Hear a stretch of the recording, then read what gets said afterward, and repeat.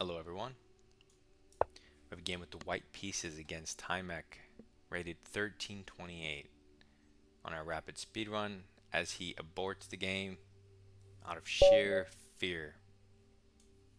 So we start a new game against Clint, rated 1400, a higher rated opponent who might give us the Ruy Lopez we've been waiting for. Will he do it? Yes, he will. We bring the bishop out and pressure his center. He attacks the bishop.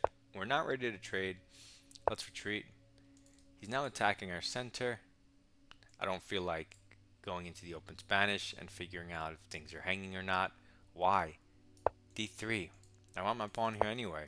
I don't need to play D4 in one move. I'm not a super GM where that's going to actually matter if I spend an extra tempo. It's not going to matter at all. He hits the bishop, we go back. H6, prophylaxis against my bishop pin. Fair enough. We can just stay flexible and castle.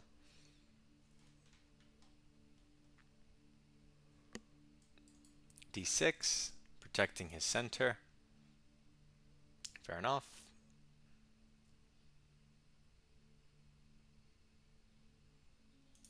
C3, prophylaxis against his knight. Retreat for our bishop in case he attacks us. He pins the knight. This doesn't threaten anything, but it's a pin. Okay. I don't think it's a particularly good trade for him. But if I'm going to recapture, it might as well be with a knight. So let me put the knight here before I go h3. He takes anyway on his own. So I'm going to just take back with the knight as he develops his bishop. He no longer has a light squared bishop. So let's keep that in mind.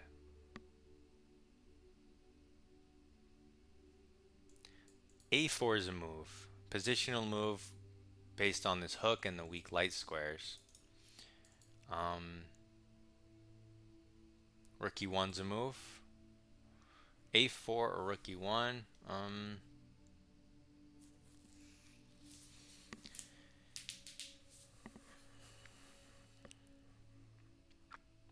He's not going to take me. And if I take him, takes. I mean, it's still good. A4. I'm going to throw in A4. He takes. Okay, he shouldn't have taken, but now we get this pin. He has to put a royal piece here. King or queen, probably queen, obviously. But now it's just pinned again. Can we add pressure?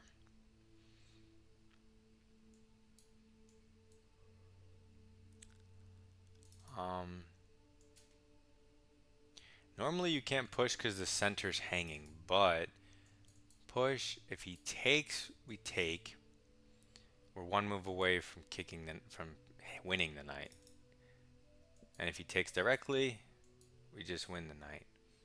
So instead of going queen here and queen c4, which is another idea, but that's two moves, it looks a little less forcing than this, although here, rook over, because this is a nice square, queen to b7, but if he goes rook over first, defended by the knight, you get a rook, he gets a queen, you get a queen, he gets a bishop. So you win the exchange, the pawn, so that's good for you.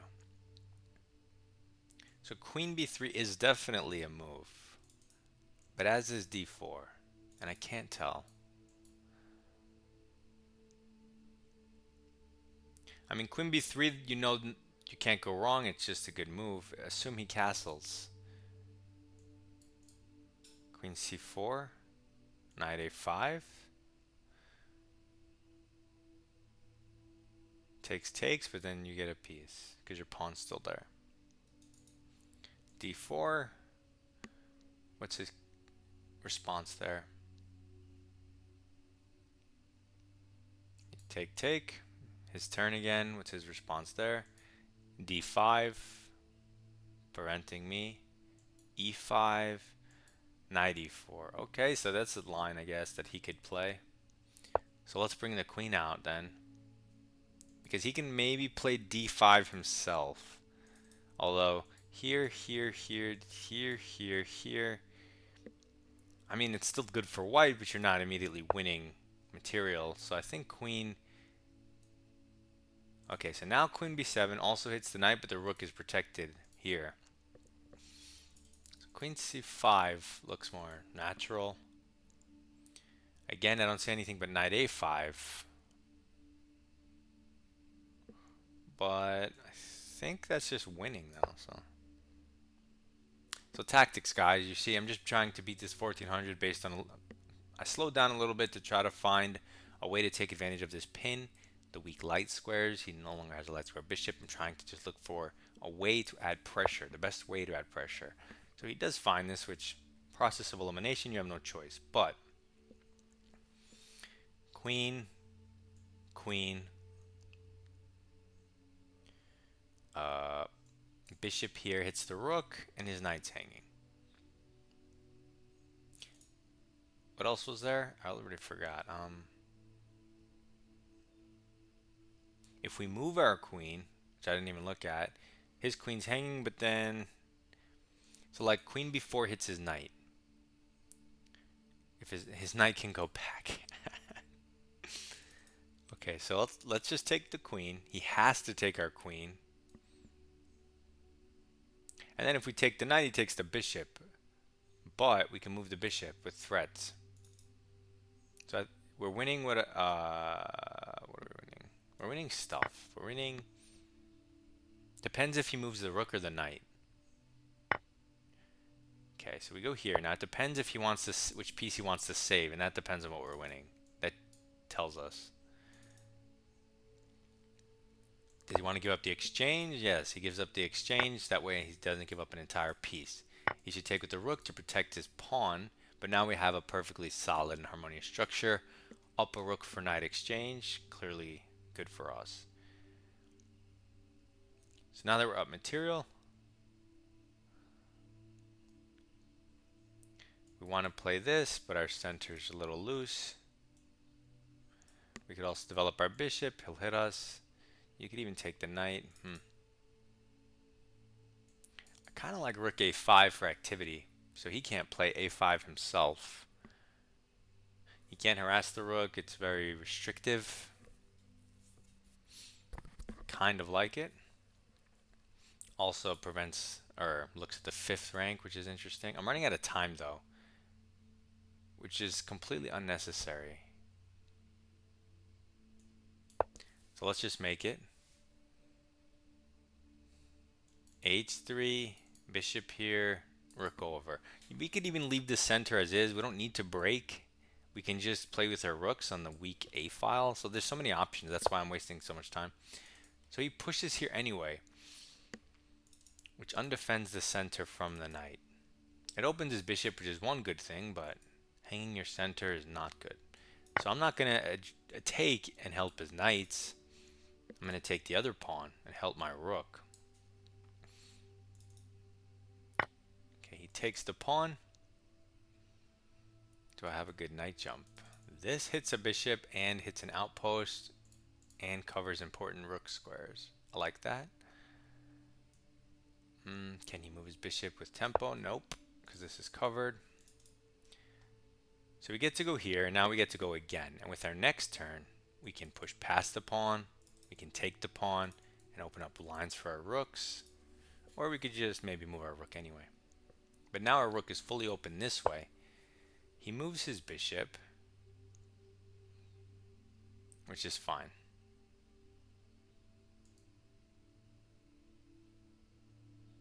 I think I just want to continue my development. I mean, there is a pawn here. I should probably just capture it first, right? He's going to jump here, and then I just move my rook somewhere, I guess. What else do I have? I probably should.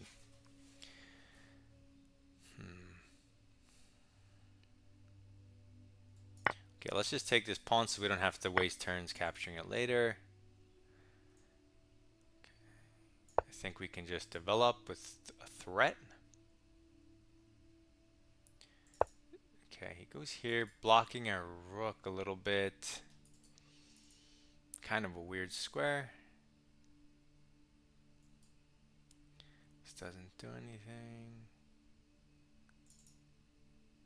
Okay, let's get our rook somewhere else.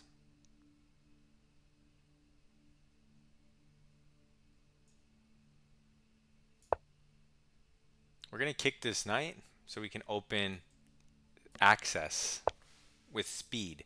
So he's okay. So now we can even go the other way also. He's hitting our bishop. We don't really care. Do we just go here or do we go, where else is there to go? Here? Yeah, let's go here, and that way I like this. If he takes the bishop, whatever, we capture back. We're up material, and we never even moved the bishop. He moved his knight like 10 times to get here, to get to our side of the board. Yeah, and I wasted a lot of time thinking about unnecessary things, but I do that a lot. Also thinking a little bit about food. But, okay, so wait, what just happened? I moved my rook. I guess he can jump his knight somewhere. He takes the bishop, so we take. He can take the open file, but that hangs a pawn. We have a back rank issue, so g3 at some point. He hits our rook, so let's not blunder it away.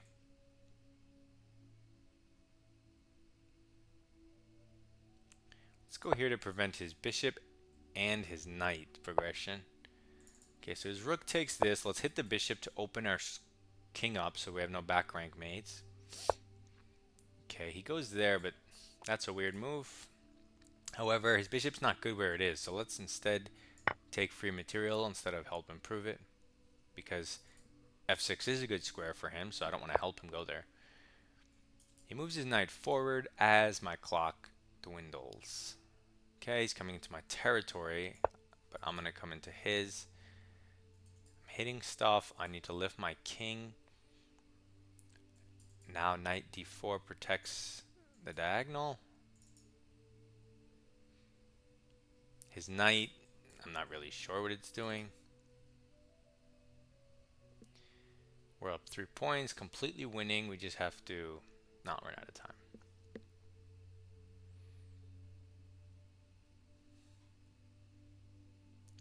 Boom, boom, boom. Yeah, so here.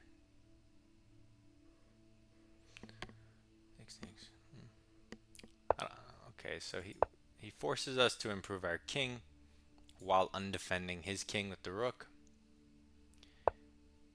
Okay, so he's trying to go here, maybe throw in a check. I'm not sure. But I can even improve my king with a threat, and he can't do anything about it. He also can't defend this rook, so he has to move the rook. Maybe he moves it here. He does.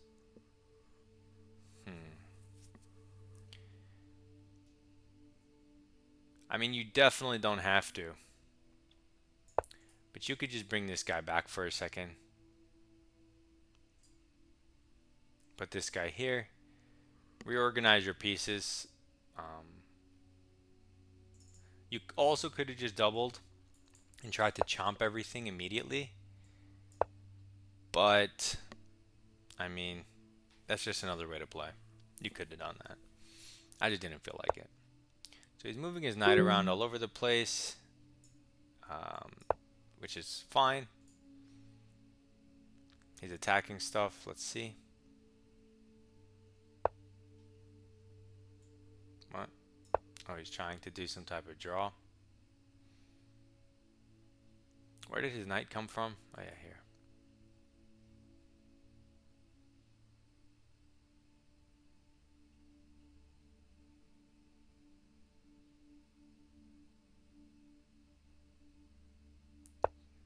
Oh, he goes a different way. So now I'm going to double attack, forcing the issue.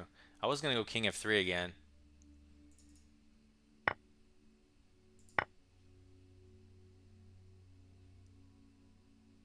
I have 50 seconds. Doesn't matter what I do, I just have to move.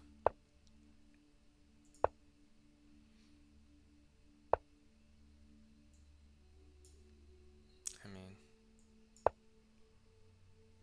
take it. Take it with your rook. so I can get a queen. Do it. Do it. Where do I move my king now? I guess we'll just stick it here.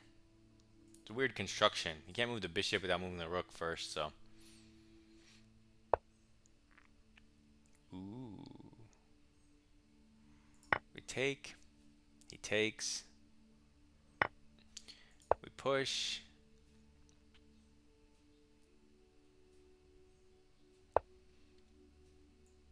We move his king further away from the queening square as we push. Random check. Another random check with the rook maybe. There we go. As he delays the inevitable. I have to move a lot faster in the beginning, because then I kind of just make random moves at the end. So let's get the queen.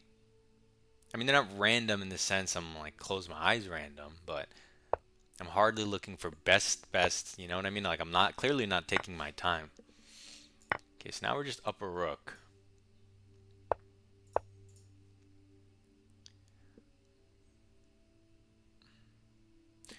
I mean, what?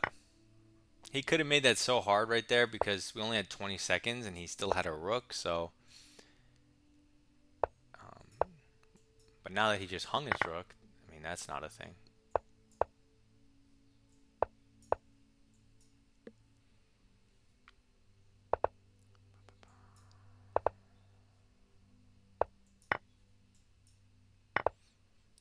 As always, we sack our rook.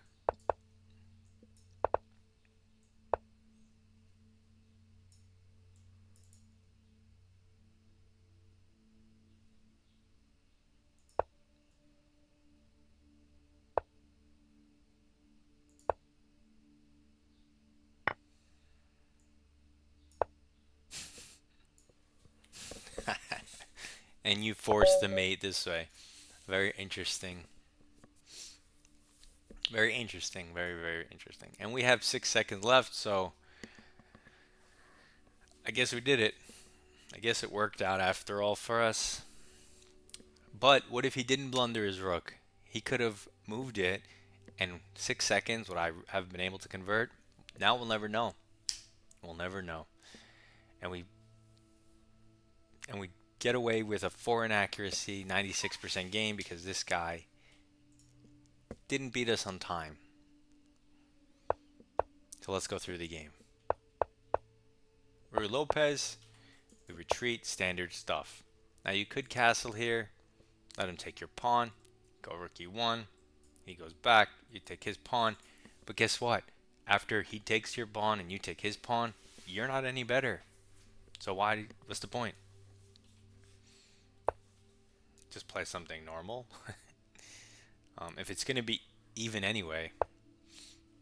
Okay, so he kicks your bishop, so you can't win his pawn. Retreat. This is his one opportunity to hunt the bishop before we had a chance to play c3. That's one of the drawbacks of my move order and not going into the castling line. If he really wants, he can go knight a5 and hunt the bishop.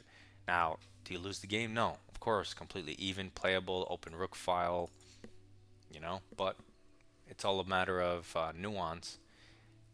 And at club level, you guys don't even know what the bishop pair advantage, like what that even is. So you've heard of it, but you really don't know what it is. Let's be honest. H6. Development, king safety. Now c3, he can no longer win the bishops, and we're prepared to do this if we need to. Development, reinforcement, center. I was thinking of playing h3, but if he's going to take, I mean, sure, queen f3 is fine, but I might as well take with the most annoying piece for me. My knight on b1 is my, the hardest piece to develop. It's going to take the longest. You bring it here, g3, like yada yada. Or I can just recapture if he takes, and if he doesn't take, I could still go, to g3. So he takes unprovoked, and now it says white's better, plus 1.3. He gave up his bishop pair for no reason, and at the same time, he made light square weaknesses for no reason. So those two things combined are not good. So what's the best move here? Or what are some ideas I should really be looking at? Okay, so the top moves are basically all the same. A4, D4, knight A4, knight H4, and queen E2. It's funny that rook E1's not even there. Okay, so rook E1, he hunts the bishop, you go back, and then he plays C5. But what if you go queen E2, he hunts the bishop, you go back, and C5. Yeah, there's some nuances. Oh, I guess because you're going to be playing for F4. Because now that C5 is in, you're not going to get D4, but then it recommends D4, so I don't really know. So I don't know about that, but knight H4, does he have this tactic?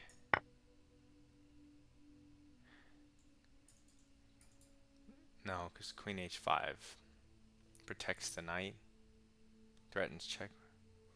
That's complicated. I don't even want to calculate that.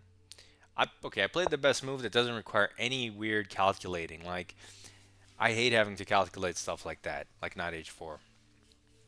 I'd much rather just play a move that because it's hard for me anyway to calculate long lines fast, and it's not worth it. I don't know. So A4, he should have gone knight A5, which is interesting. And we choose A2 over C2, which makes sense. And as D4, if he takes the central pawn, he hangs everything because of light square weaknesses. So if that pawn's technically not hanging, he'll take in the center. You'll take, again, he can't do this. But D5 comes, E5 comes. This is similar to that line I calculated at that other point. And while this does look better for white, I still like my move the best. So, okay, we play A4. Let's turn the engine off. And he takes, which I said he wouldn't, because it obviously makes my bishop super strong. And it goes from plus 1.2 to him taking plus 5.4 down a rook. And you may think it's more or less even here, or you'd be like, yeah, you know, white looks a little better. Maybe he's up a pawn, something like that, but up a rook. And it's really because of the light square weakness and the light square bishop for him. And I don't know if he can defend this. I think he has to lift his queen. And now for me, I was looking at D4 and queen B3. And how is it not a blunder if it's not listed? Or a mistake, not a blunder. I played queen B3, didn't I? It's not even one of the arrows. So D4 was... So let's go down that line. I thought if D4, he'll probably take. If he takes with the knight, don't you just push?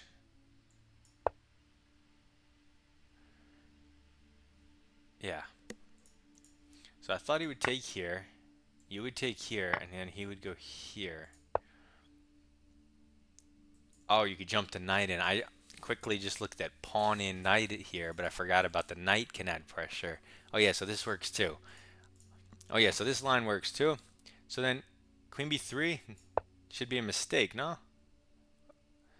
Okay, it's just not enough room. It does. I don't have enough. It's the same. Okay, so it's not a mistake. It is an alternative. So what's his best move here? Rook b8, which is what I thought he would play. I was gonna go queen c4, which is what I calculated. I thought maybe he would try to protect this way, because I couldn't really see another way to protect this guy. Well, hit the rook, and now he has to move. He can try to interfere, but that hangs its own stuff. Okay, so my move does work. What did he play? Yeah, he just castled. Oh, queen b7. It's the same eval as queen c4, but it's funny they listed. I really liked this move until he castled, and then it seemed a little much, because he still has knight a5, same as queen c4. So I didn't see the, like, if knight a5 didn't hit the queen there, I would have moved it there.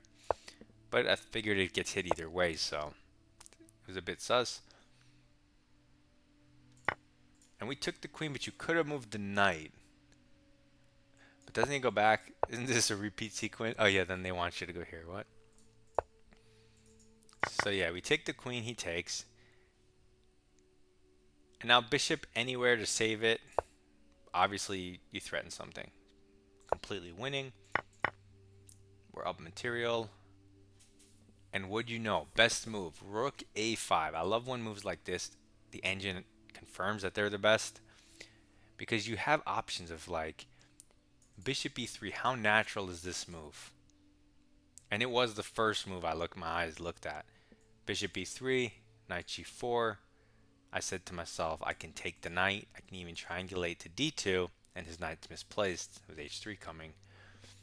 So I looked at that, and then I looked at h3 just for king room and to stop the knight jump, and then I looked at rook a5, stopping a5. Not that it's not so much that a5 is like a threat or does something great for him, but something about putting the rook here on his half not only pressures the pawn indefinitely because it's isolated, not only is it an outpost, so that's awesome, but it somehow cuts the lasers in a way that really messes with his position and gives you great activity. Hard to explain until you highlight the number of squares that it looks at or x-rays. Then all of a sudden it looks a lot more powerful. So we play it, turn the lines off. He breaks in the center, hanging stuff, so free stuff. Improving move for free. Free stuff. Or trade or forced move. Improving move for free. And here he was trying to be cheeky and tricky, but at the end of it all, like you can't actually have anything unless I blunder like a fork, two rooks or something. There's nothing you can really do. My king's not over there. I don't have a queen. I can't really even blunder. So we throw this move in, which I think is very clever. Because our rook, I want another avenue to develop it. He's not forced to move this knight, so let's say he leaves it there. Okay, you could attack it potentially. Maybe he defends it again. But at the end of the day, when you hit it with a pawn, it has to move, period. Giving you different lines. But even though I have this line, my idea was clearance the second rank. So I can double, have some flexibility with tempo. So he hits my rook and force. Now we have this improvement. Now we're very flexible, right? Where are we doubling this way, this way? I like it. Our bishop, we never moved once in the game. Hardly upset about this trade. Force move. Improving move for free. Clearly, one of the only ways to blunder is a back rank mate. Why not h3? Because the bishop covers dark squares. So h3 doesn't do anything. It has to be g3. That way you kick the bishop and can sit on light squares safe. Free stuff. Here. Force move. And I want to, when did he attack the pawn? Here. So you turn on the engine. I'm going to show you. Of course, top move is rook takes e7. It's always doubling on the 7th and just eating everything. But you also don't have to deal with that if you don't want. Just as a sample line, he gets the pawn. You get the pawn, he gets the pawn with check. You go back in the hole. What does he do? Let's say he tries to set this up again because that's probably what he would do. He goes here. Let's just say you go back on the 7th because you want to eat everything nice and easy. Now he throws in this cheeky check because you're pinned. Wow, congratulations. We attack the knight. His knight goes somewhere because the pawn's hitting it. Let's just say he goes back. He wants to create this threat. His bishop's here. He's saying, ooh, you're in trouble. I have some counterplay. The reality of the situation, it's plus 6.4. So it's important not to make things way worse in your head than they are actually. You should see that there's no way without a queen this is going to amount to anything other than just random checks here and there. He might win a pawn, but eventually you're going to get a turn here and there, and your rooks are double lined on the king. And it's your move right here. So let's just take a pawn. Not even forcing. Check. Oh my god. I found the one move that loses. How does this even lose?